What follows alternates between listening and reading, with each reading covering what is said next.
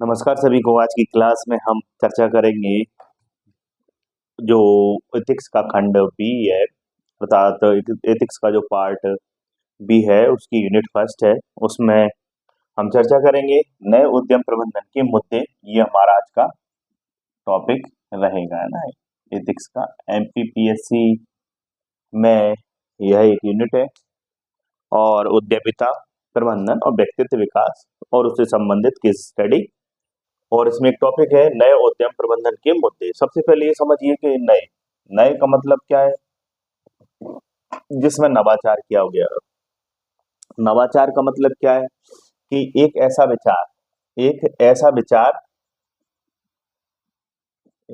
विचार जो अभी तक नहीं अपनाया गया है। जो अभी तक क्या नहीं किया गया, अपनाया नहीं गया है, उसी को हम क्या कहते हैं, नवाचार। नवाचार नवधन आचरण, मतलब एक ऐसा आचरण जो अभी तक किसी ने अपने व्यवहार में जिसे लाया नहीं है। मतलब एक ऐसी सोच अकेले नहीं है, वो व्यवहार भी है। मतलब कोई ऐसा कार्य जो अभी तक किसी ने नहीं किया है उसे करना, या कोई भी चीज को नए तरीके से करना, उसी को हम क्या कहते हैं, नवाचार। नवाचार जैसे कि आप सबको पता था कि पहले हम आटे से सिर्फ रोटियां ही खाते थे। किसी ने दिमाग लगाया तो उसने डबल रोटी, सिंगल रोटी बना ली, बोलते ब्रेड आने लगे, बिस्किट आने लगे, पता नहीं क्या क्या आने लगे। बोलिए, ये नवाचार ही तो है। पहले आलू की जो आलू की जो वो बनती है, क्या बोलते हैं, टिक्की बनती है, और ब्रेड अलग होता था, अब दोनों को मिला दिया, ये नवाचार। बोलो, पहले सिर्फ चाय पीते थे हम, किसमें, प्लास्टिक के कपों में, अब चाय पी जा रही कुल्हड़ में, ये नवाचार। मतलब किसी चीज को करने का कैसा ढंग, नया ढंग या नए तरीके से करना जिसे अभी तक किसी ने नहीं किया, वो नवाचार कहलाता है कि नहीं। तो इसका मतलब ये है कि हम भी अपने जीवन में नवाचार करें। यस, नवाचार मतलब अपने जीवन में नए नए तरीके अपनाएं, पढ़ाई से संबंधित हो, चाहे वो अपने जीवन में अन्य कार्य से संबंधित हो, तो हमारी पूरी कोशिश हो कि हम नए नए पैंतरे अपनाएं अपने जीवन में आगे बढ़ने के लिए। ठीक है, अगली बात करें, उद्यम। उद्यम मतलब जहां हम किसी चीज, वस्तु या सेवा का उत्पादन करते हैं, अर्थात वह है वस्तु या सेवा जो लोगों तक हम पहुंचाते हैं, अर्थात एक नवाचार से युक्त उद्यम। और जब हम स्थापित करते हैं तो प्रबंधन, उस उद्यम का हम क्या करते हैं, प्रबंधन। प्रबंधन का मतलब क्या होता है, संसाधनों का इष्टतम दोहन। जो हमारे पास संसाधन है, जो भी आप उसमें संसाधन यूज कर रहे हैं उस उद्यम में, उसका क्या करना, प्रबंधन, की उनका दुरुपयोग ना हो। क्योंकि सबसे बड़ी बात क्या है कि ये क्यों टॉपिक लिया गया है, क्योंकि नवाचार कर रहे हैं, नया उद्यम, ऐसा विचार अपना रहे हैं, ऐसा उद्यम स्थापित कर रहे हैं जिसका अभी तक किसी ने भी कोई भी उपयोग नहीं किया है। तो भाई साहब, इसमें किसकी समस्या रहती है, जोखिम की। क्या पता लोगों को कुल्हड़ में चाय पीना पसंद आएगा कि नहीं आएगा, क्या पता मैंने जो नए तरीके से रेसिपी बनाई है या नए तरीके से कोई सेवा प्रदान करने का तरीका प्रदान किया, वो लोगों को पसंद आएगा कि नहीं आएगा। जैसे कि अभी तक आप सबको पता है कि प्राचीन काल में बच्चे पढ़ने के लिए गुरुकुलों के आश्रमों में जाते थे, बोलो वहां पढ़ते थे दूर जाकर। बताइए, आज भी बच्चे पढ़ने के लिए दूर दराज के गांव से शहरों में आते हैं, हॉस्टलों में रुकते हैं और आज पढ़ने आते हैं स्कूल और कॉलेजों में। पर लोगों ने सोचा कि क्यों ना हम बच्चों को उन्हीं के घर पर बैठकर, आज इंटरनेट है तो क्यों ना हम ऑनलाइन के माध्यम से उन्हें पढ़ाना चालू करें। और ऐसा हुआ, देखो आज इस इनोवेटिव आइडिया ने पूरी दुनिया बदल दी। बोलिए, आज बच्चा घर बैठ के, उस कोने में बैठ के, गांव के उस कोने में या दूरस्थ प्रदेश के दूरस्थ क्षेत्र में, वहां पर बैठकर भी ज्ञान प्राप्त कर रहा है, जहां से उसे लाना और आना संभव नहीं था। बोलिए, तो ये कैसे संभव हुआ, इंटरनेट के माध्यम से कैसे संभव हुआ, ऑनलाइन प्लेटफॉर्म के माध्यम से, ई एजुकेशन के माध्यम से। बोलिए, ये नवाचार ही तो है। बोलिए, तो ये आजकल हम हर चीज में नवाचार देख रहे हैं। कपड़ा का क्लॉथ्स है, उसमें नवाचार देख रहे हैं। कोई हमें सेवाएं प्रदान कर रहा है, मे आई हेल्प यू, उसमें नवाचार देख रहे हैं। आज कहाँ नवाचार नहीं है। डिजाइन को देख लो, पहले आपने देखा होगा, आप देखिए, ये नवाचार ही तो है। पहले टू व्हीलर गाड़ी कैसी आती थी, बताइए, टू व्हीलर। बोलिए, टू व्हीलर गाड़ी ऐसी आती थी कि नहीं आती थी। बोलिए, यहाँ पर बैठकर ये बच्चा इसको चला रहा है, टू व्हीलर गाड़ी को, बड़ी मजे से चला रहा है कि नहीं चला रहा। और टू व्हीलर गाड़ी किसके लिए आती थी, बताइए पहले। टू व्हीलर, दो पहिए वाली गाड़ी जो बनाई गई वो सिर्फ बुजुर्गों के लिए बनाई गई, वृद्धों को, ताकि वो दूरस्थ क्षेत्रों तक क्या कर सके, चल नहीं पाते तो यात्रा कर सके। अब भाई साहब समय बदल गया और किसी ने नवाचार कर दिया, और आप देखेंगे ऐसी आने लगी टू व्हीलर गाड़ी, क्योंकि उन्हें पता चल गया कि अब युवाओं का समय है ना। तो अब ऐसी गाड़ी की पीछे की सीट इतनी ऊंची कर दी कि बड़े बूढ़े तो उस पर बैठ ही नहीं सकते, और बैठ गए तो गिर जाएंगे। तो ये नवाचारी है और ये लोगों को पसंद भी आई, और देखिए आज मार्केट में डिमांड इसकी बहुत ज्यादा है। हर सीट में आप देखेंगे कि पीछे वाला व्यक्ति ऐसा लगता है कि एक ही ब्रेक में बिल्कुल आगे आ जाएगा। ठीक है, तो ये नई चीज का उत्पादन करना, आज आप देखते हैं कई तरीके से डिजाइन कर करके लाइटिंग आ रही है, क्लॉथ्स आ रहे हैं, कार्स आ रही है। इलेक्ट्रिक व्हीकल क्या है, नवाचारी तो है। कभी हमने सोचा था कि भाई लाइट से भी कोई व्हीकल चलेगा? भैया टू व्हीलर तो छोड़ो, अब फोर व्हीलर चली जा रही है, और एक दिन क्या पता सोलर एनर्जी से भी चली रही है, और सोलर एनर्जी से ही सभी काम होने लगे, है ना। और इसी का हमें प्रबंधन करना है, जो नया उद्यम, नया उत्पाद जो हम बना रहे हैं, उसी का क्या करना है, हमें प्रबंधन करना है। वो प्रबंधन मतलब उसमें हमें संसाधनों का ऐसे इस्तेमाल करना है कि कम लागत में अधिकतम लाभ हमें प्राप्त हो सके। अब परंतु इसमें सबसे बड़ा क्या रोड़ा है, अवरोधक। हमें पढ़ना है क्या है, मुद्दे, कि भैया ये सब काम करने में ये गाड़ी क्यों नहीं बन पा रही, आजकल लोग बाग नवाचार का प्रबंधन क्यों नहीं कर पा रहे, नवाचार से युक्त जो उद्यम स्थापित कर रहे हैं, नए उद्यम लोग बाग स्थापित कर रहे हैं, उसमें क्या वैसे रोड़े या अवरोधक आ रहे हैं जिसके कारण कोई व्यक्ति नए उद्यम के प्रबंधन में कोई चूक कर रहा है, उसमें वो से नुकसान हो रहा है। तो समझने का प्रयास कीजिएगा क्या मुद्दे हैं। सबसे बड़ी बात तो है स्थान की, कोई क्यों नए उद्यम का प्रबंधन नहीं कर पा रहा, नए उद्यम को क्यों प्रबंधित नहीं कर पा रहा, या उसे मैनेज नहीं कर पा रहा। अंग्रेजी में क्या है, मैनेज। क्या तुम यार जिंदगी को मैनेज नहीं कर पाते? वैसे हम नए उद्यम को लगाने के बाद उसे मैनेज नहीं कर पा रहे, क्यों?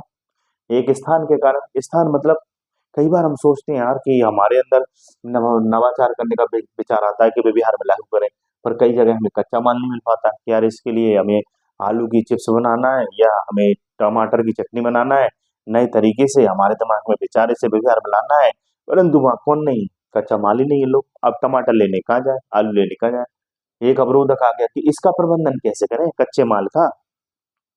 बोलिए, पता चला कि दूरस्थ आलू और प्याज और उसकी खेती हो रही है, टमाटर की। तो बताइए, आहा, टमाटर बड़े मजेदार वाला काम हो गया यहाँ पे तो, कि भाई कैसे हम कच्चे माल के रूप में उसे लेकर आए ताकि हम ऑनियन चिप्स और हम टोमेटो चिप्स बना सकें, हम टमाटर की चटनी बना सकें, बोलिए सॉस जिसे कहते हैं। दूसरी बात, चलो स्थान में दूसरी समस्या है भंडारण की। क्या हमने कच्चा माल ले लिया, भंडारण नहीं। आपको पता है कि पानी कितना बरस रहा है, सुबह से बरस रहा है, शाम हो गई आज पानी बरसते बरसते इंदौर में।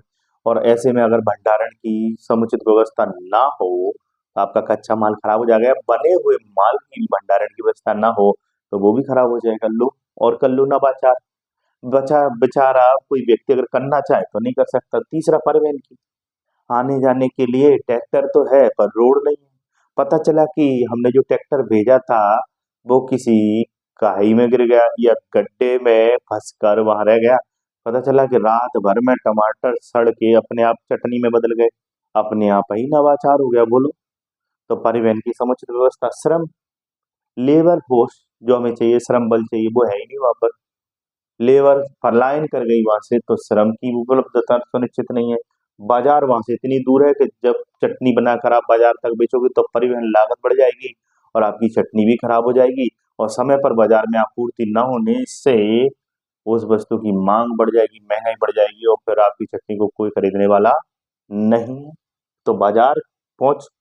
अब बताइए, गुलाब की खेती आप कहाँ करना चाहेंगे? आप पड़ोस में करना बाजार, क्योंकि गुलाब कैसा है, कैसी चीज है, बताइए, खराब होने वाली चीज। तो बाजार की उपलब्धता सुनिश्चित करेंगे। तो याद रखें, स्थान बहुत इंपॉर्टेंट है। नवा सबसे बड़ी बात है कि आप सबसे पहले इस जो प्रबंधन में मुद्दा आ रहा है, नवाचार नए उद्यम के प्रबंधन में, वो क्या है, बताइए क्या है वो? सबसे बड़ा मुद्दा आपका स्थान। दूसरा, व्यावसायिक पर्यावरण। दूसरा मुद्दा व्यावसायिक पर्यावरण पर चर्चा करते हैं। देखिए, व्यावसायिक पर्यावरण के ये हमारे बिंदु हैं कि व्यावसायिक पर्यावरण, कई जगह खुला बाजार प्रक्रियाएं नहीं, मतलब सरकार की ज्यादा से ज्यादा वहां पर क्या है, मनमानी है, सरकार के प्रतिबंध है, कानून व्यवस्था बड़ी कठोर है। जैसे कि हमारे देश में शुरुआत में ऐसा रहा कि भाई सरकार का नियंत्रण था, जो आदेशात्मक व्यवस्था थी वो जो निर्देशात्मक व्यवस्था होनी चाहिए थी वो आदेशात्मक थी, और नियंत्रण पूरक थी कि भाई कोई ईस्ट इंडिया कंपनी ना बन जाए, भाई कोई कंपनी या कोई उद्यम कल को अंग्रेजी की तरह भारत पर कब्जा ना कर ले, ये सोचकर पूरे बाजार में सरकार का हस्तक्षेप था। आप सबको पता है 1969 में, आप सबको पता है कि जितने भी बैंक थे उनका राष्ट्रीयकरण कर दिया गया, बड़े बड़े सार्वजनिक सरकार के उद्योगों को स्थापित करने पर बल दिया गया, चाहे वो उत्पादन करें चाहे ना करें, चाहे उनको टेक्नोलॉजी का या नए उद्यमों को चलाने का या नवाचार का कोई ज्ञान हो ना हो, पर सरकार का मुख्य उद्देश्य था कि भाई ये हम डिसाइड करेंगे कल क्या उत्पादित हुआ, उसकी कीमत क्या होगी और तुमको क्या खरीदना है, कोई विकल्प ही नहीं था। तो बाजार कैसा हो, खुला बाजार की प्रक्रिया हो कि बाजार में सकारात्मक प्रतिस्पर्धा हो, हर किसी को अपना उद्यम स्थापित करने की। अब भाई साहब आपके मन में तो कोई नया बिंदु आ गया, नया विचार आ गया, चलो अपन बाजार चलते हैं, उद्यम स्थापित करते हैं। अब बाजार में सरकार का इतना कठोर कानून बनाकर नियंत्रण है कि आप कोई उद्यम स्थापित कर ही नहीं सकते। तो हमारे देश में 1950 के बाद 1990 तक जब तक उदारीकरण नहीं हुआ तो नवाचार उद्यमिता का जो विकास होना था वो मर गया बेचारा। विचार तो था पर वो मर गया क्योंकि उसे फलीभूत करने के लिए बाजार व्यवस्था मौजूद नहीं थी। अगली बात, उपभोक्ता। उपभोक्ता कैसा हो कि उपभोक्ता के पास क्रय शक्ति हो। अब पता चला कि आपने तो बना के वस्तु बाजार में रख दी, अब आए ही नहीं है, जो उपभोक्ता है वो बेरोजगार है, उसके पास क्रय शक्ति नहीं है, तो क्या आपके द्वारा जो बना गया उत्पाद है उसे कोई खरीद पाएगा? नहीं खरीद पाएगा। तो उपभोक्ता विकल्प, भाई साहब विकल्प होना चाहिए कि हाँ आपके पास कई प्रकार के विकल्प होना चाहिए कि मैं ये ना कर सकूं तो ये कर सकूं, ये ना कर सकूं तो ये कर सकूं, स्वतंत्रता होनी चाहिए आपको करने की। सरकारी नियम कैसे हों? उदारवादी, है ना, ऐसे ना हो कि जटिल और कठोर। जटिल और कठोर होने से ना तो वो नियम समझ में आ रहा है, कठोर होने से प्रतिबंध लगा दिए गए आपके ऊपर। अगली, ब्रांड में वफादारी। ब्रांड में वफादारी का मतलब ऐसा ना हो कि आपने कोई वस्तु बनाई, कल वही वस्तु कॉपी पेस्ट करके दूसरा आदमी बेच रहा है, ये भी नहीं होना चाहिए। आजकल हम बाजार में देख रहे हैं कि नोट्सों की कॉपी पेस्ट की जा रही है, एक के नोट से दूसरा, दूसरे के नोट से तीसरा, सब वही कॉपी पेस्ट कर रहे हैं। तो इससे क्या हो रहा है कि मार्केट में नया विचार आ ही नहीं पाएगा क्योंकि सब वही एक दूसरे का बोलो नकल करेंगे, कैसे आएगा नवाचार? वित्त व्यवस्था। सरकार क्या करे, व्यावसायिक वातावरण निर्मित करने के लिए बैंकिंग सेक्टर हो, चाहे वो शेयर मार्केट हो, चाहे वो कोई भी एमएसएमई उद्योग के लिए ऋण की व्यवस्था उपलब्ध कराए क्योंकि देखिए आपके पास उद्यम स्थापित, आजकल तो सरकार स्टार्टअप, स्टैंड अप कितनी योजना चलाई, मुख्यमंत्री उद्यम क्रांति योजना चलाई जा रही है, प्रधानमंत्री कौशल विकास योजना, कौशल संवर्धन, कितनी आज तो सरकार पूर्णतः पूरी कोशिश में है कि हम प्रत्येक व्यक्ति को उद्यमी बनाए। परंतु ये वो जो रोड़े हैं, अवरोध है, उनको दूर करना है। वितरण की व्यवस्था कि भाई जो आपने बनाया है उत्पाद उसको वितरित करने के लिए किस बाजार तक, उस बाजार तक कनेक्टिविटी हो, संपर्क हो कि आप वितरण करने के लिए एक दूसरे से क्या कर सकें, संपर्क कि भाई मैं इस मार्केट में इस वस्तु को यहाँ बेच सकता हूँ, इस वस्तु को यहाँ बेच सकता हूँ। तो व्यावसायिक पर्यावरण की समस्या हमने देख ली, इनको दूर कर सकते हैं हम, हाँ, बिल्कुल कर सकते हैं, असंभव थोड़ी है। प्रबंध की समस्या, कौशल होना चाहिए, जो इसका प्रबंधन कर रहा है उद्यम का, उसके अंदर कौशल होना चाहिए। ऐसा नहीं कि उसके पास उस क्षेत्र का कौशल का मतलब, स्किल का मतलब क्या है, कार्य करने का शील, उसे उस उद्यम का प्रबंधन की कितने लोग होना चाहिए, कौन क्या काम करेगा, किसकी क्या योग्यता होगी, कौन मशीन कैसे चलेगी, कितने टाइम में कितना उत्पादन करना है, बाजार की आवश्यकता क्या है, आपूर्ति कब करना है, इन सब बातों का ध्यान रखने वाला ही व्यक्ति क्या कहलाता है, प्रबंधकीय कौशल से युक्त। ठीक है, कितना लाभ, कितनी कीमत, ठीक है, उपभोक्ता की आवश्यकता क्या, उपभोक्ता की मांग क्या, रुचि क्या। अब उसे यही नहीं पता कि उपभोक्ता चाह क्या रहा है, मत समझ में आ रहा है, चाह, चाह जानते हैं कि उपभोक्ता कुछ और चाह रहा है और आप कुछ और दे रहे हैं, तो वो लेगा नहीं लेगा, बोलो, आपका नवाचार खत्म हो जाएगा। तो नवाचार में प्रबंधकीय कौशल होना बहुत आवश्यक है। कौशल युक्त व्यक्ति ये जानता है कि बाजार में उपभोक्ता की रुचि और मांग क्या है, कीमत कितनी रखना चाहिए। दूसरा, उसके अंदर नेतृत्व की क्षमता हो। नेतृत्व मतलब वो आपको क्या कर सके, दिशा दे सके कि भैया लक्ष्य इधर है और दिशा इधर है। अब लीडरशिप भाई ऐसी है कि जिसे खुद ही नहीं पता कि दिशा किधर है और जाना किधर है कि नहीं, दिशा इधर है जा इधर रहे, है कि नहीं, ये गलत बात है। दूसरा, रचनात्मक क्रिएटिविटी होना चाहिए प्रबंधन में। क्रिएटिविटी मतलब जिसको कार्य करने में क्या करे, वो नई नई चीजों का क्रिएशन करे। बोलिए। अगला, लक्ष्य। उसके पास, प्रबंध के कौशल के पास हमेशा दिमाग में क्या होना चाहिए, लक्ष्य।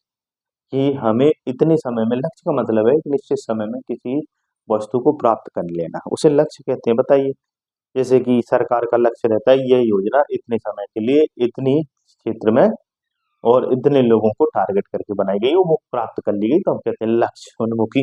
तो लक्ष्य उन्मुखी हो। दिशा निर्देश तय हो कि मानक, मतलब दिशा निर्देश का मतलब मानक, कि प्रबंधन में बात तय हो कि किन किन मानकों का ध्यान रखा जाता है, कि स्टैंडर्ड बना दिया जाए कि इस वस्तु का ये गुणवत्ता होगी, इस वस्तु की ये उत्पादन की ये मानक होंगे, इस वस्तु की कीमत की भी ये मानक होंगे। आशावादी हो प्रबंधन, कैसा हो, आशावादी। ऐसा ना हो कि नए उद्यम में जोखिम आ गया और निराशा छा गई कि हमारा प्रोडक्ट अब चला नहीं, अब तो हम बर्बाद होने वाले हैं। तो आशावादी। स्पष्टता हो।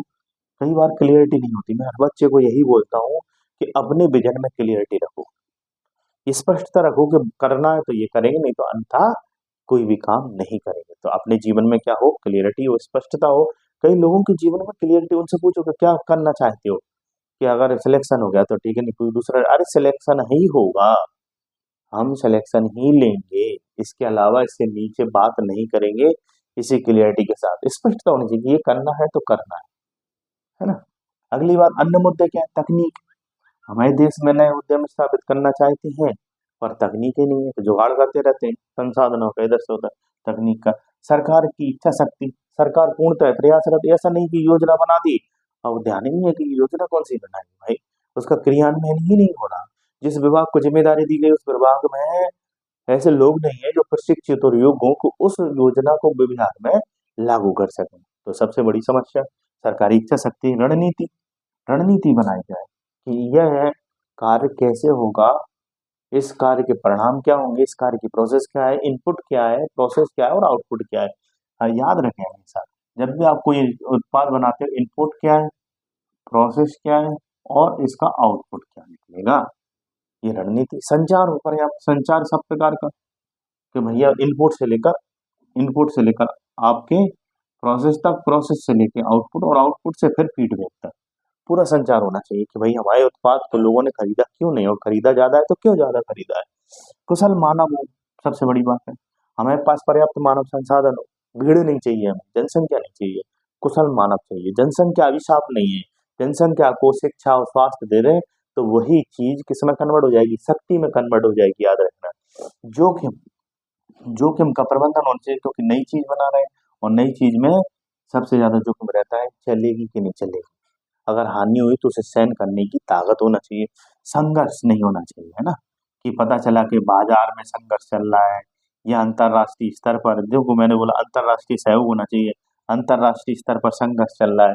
प्रतिस्पर्धा भी संघर्षशील ऐसी नहीं होनी चाहिए कि एक दूसरे के खिलाफ हो, कि हम तो मिट ही रहे हैं, हम तो में भी ले डूबेंगे भाई, ऐसा नहीं होना चाहिए। जैसे कि अभी अमेरिका का देश जो है, वो एक आर्थिक संरक्षणवाद की नीति अपना कर बैठा हुआ है, कि पूरे विश्व में आज हाहाकार मचा हुआ है। कि एक बार की बात है कि एक नेपोलियन ने महाद्वीपीय व्यवस्था लागू की, जिसके तहत उसने इंग्लैंड को प्रत्यक्ष रूप से जब युद्ध में हरा नहीं पाया, तो वो अप्रत्यक्ष रूप से युद्ध में हराने के लिए उसे आर्थिक रूप से पाबंदी लगा देता है, ताकि आर्थिक रूप से वहां पर किसी प्रकार का व्यापार नहीं होगा। तो वहां के जो उद्योगपति हैं वो सरकार पर दबाव डालें कि हमारी वस्तु अन्य देशों में बिक नहीं पा रही, क्योंकि नेपोलियन ने सभी देशों से मना कर दिया कि इंग्लैंड से व्यापार नहीं करना है।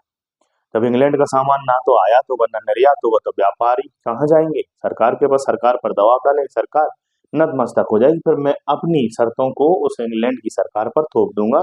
आर्थिक शक्ति, आर्थिक रूप से पंगु बनाकर राजनीतिक रूप से झुकाना ही आर्थिक संरक्षणवाद या महाद्वीप व्यवस्था, जो आज नेपोलियन द्वारा एक समय पर लागू की गई, वो आज हमें सामने नजर आ रही है। इससे क्या होगा बताइए, इससे नए उद्यम स्थापित होंगे, जो आज अमेरिका जैसे देश कर रहे हैं, चीन जैसे देश कर रहे हैं, नहीं होंगे भाई।